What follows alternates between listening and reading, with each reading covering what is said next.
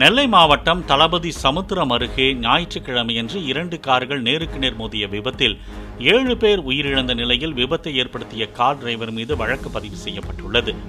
நெல்லை டக்கரம்மாள்புரத்தை சேர்ந்த தனுஷ்லாஸ் என்பவர் ஞாயிற்றுக்கிழமையன்று தனது குடும்பத்தினருடன் கன்னியாகுமரி மாவட்டம் திங்கள் சந்தைக்கு சென்றுவிட்டு மீண்டும் ஊருக்கு திரும்பிக் கொண்டிருந்தார்.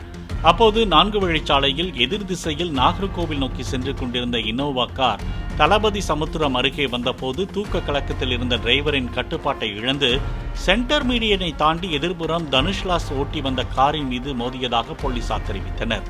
இந்த விபத்தில் தனுஷ்லாஸ் குடும்பத்தை சேர்ந்த 6 பேரும், விபத்தை ஏற்படுத்திய காரில் இருந்த ஒருவரும் உயிரிழந்த நிலையில் 9 பேர் படுகாயங்களுடன் சிகிச்சை பெற்று வருவதாக போலீசார் தெரிவித்துள்ளனர்.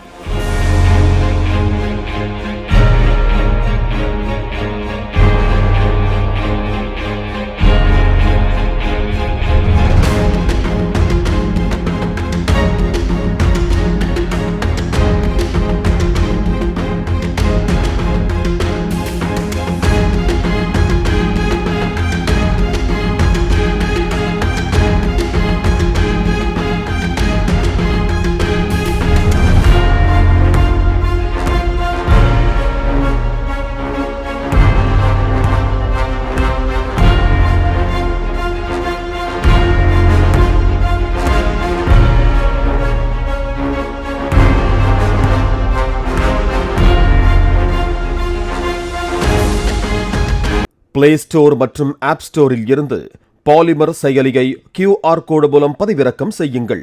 செய்திகளை உடனுக்குடன் பெறுங்கள்.